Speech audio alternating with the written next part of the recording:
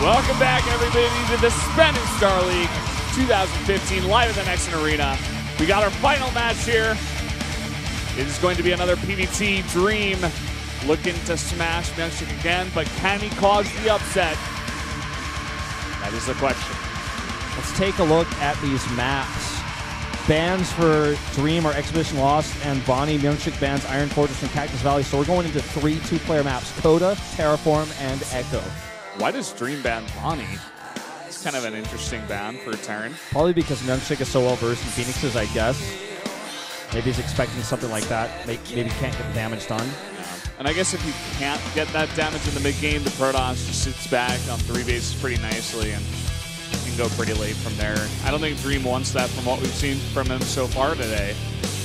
This is definitely a Dream favored match. I think most people would expect him to win this 2-0. MyuNgSiK, man, he really wants. This is very clear. It's very evident in his emotions, even on the last Protoss. I think we're going to be seeing a little bit more standard out of him. Let's see if Dream goes hyper-aggressive like he did last time, or if he's actually just going to be hoping for the late game. I think he can really do whatever he wants from this point. He's just the heavy favorite in my mind. But let's see what's going to happen here. Game number 1 on Coda. Push it, push it, push it, push it, push it.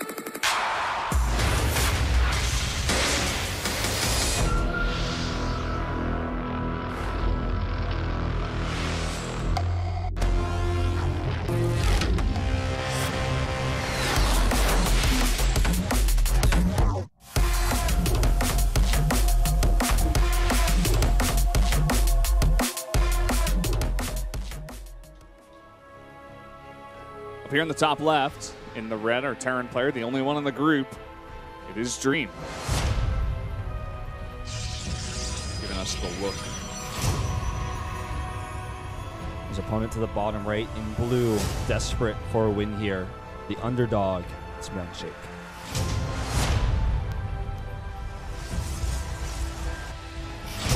Now anything can happen between these two aggressors in today's match. Both very, very aggressive, attack-oriented play.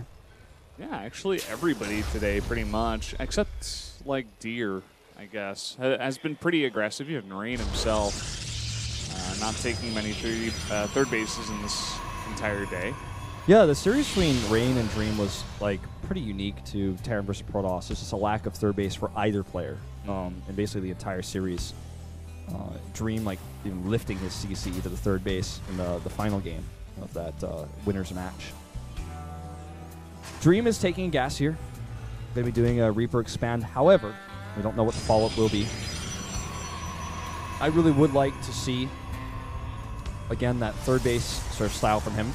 Doesn't feel like he's comfortable with it just yet, based off what we're seeing from him so far in his two-piece series. Of course, the first time these two played, there was never a chance for him to actually go to the late game because MyuNgSiK just threw himself at him and ended up dying.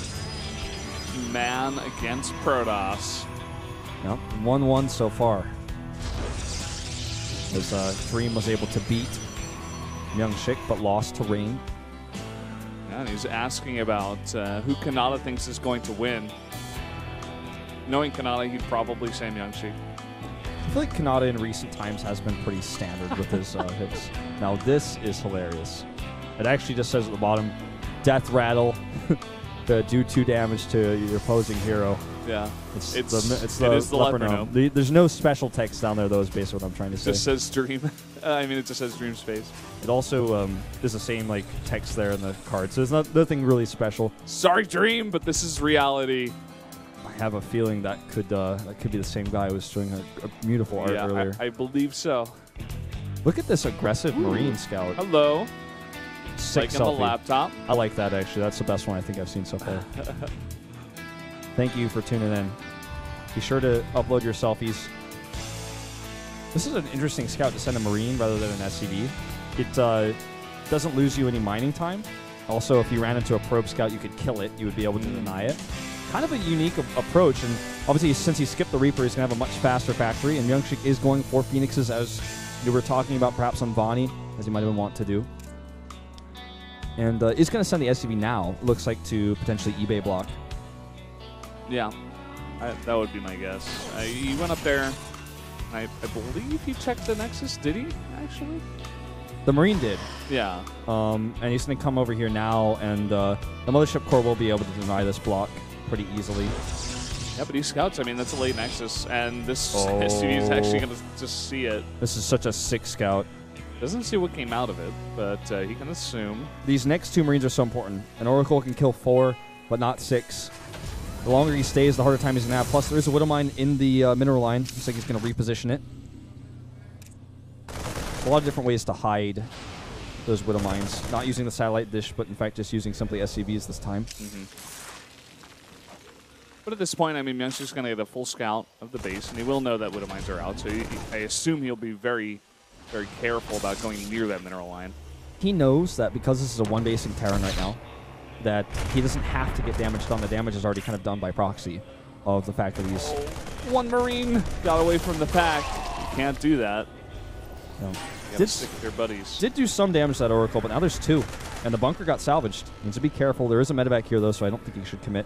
He's trying to, if any Marines, again, go away from that pack, like you said, you pick them off, or even the Hellion if it gets too far ahead. Look at that. He's protecting it here. You got to use the buddy system here. Yeah. Like the Hellion is in there. It's like the weakened caribou of the pack, surrounded by the Marines. Ooh. He even knows if those rocks are being destroyed now. Nice. Nice little vision there. He's actually following up with a lot of Phoenix. I'd like to make more than one. He's basically saying, my economy is better than yours. You committed to tech.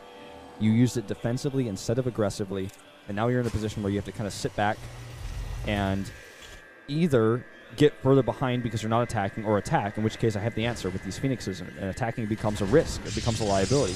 It's a great build. It's a great non-committal with these Oracles, just saying, okay, I don't need to throw these away. I'm going to constantly threaten with them. There's no turret in the main base. So, you know, simply an attack there, as he sees this coming across, could be great. He's actually going to just follow these and try to kill them with Phoenixes instead.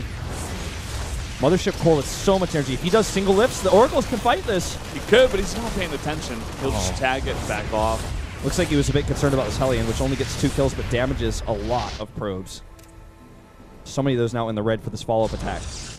Photon Overcharge is going to be so important for stopping this. He doesn't really have much except 1 stalker outside of his air units. I think Dream's been watching too many like Dare commercials, man. He's not getting any stim in this this group today. He's like, Widow Mines are my anti-drug. Yeah, I don't know why he's playing like this. It's definitely different. He's just super committed to these medevacs, you know, these Widow Mines, these Hellions. But it creates such a late stim that gateway units and even Phoenixes are such a threat to him. He can escape so easily from these Marines that have no stim. Now this is cool. If he tries to commit to lifts here, he could end up losing quite a lot. Now it's actually going to protect his drop. This is actually really nice. I like this a lot.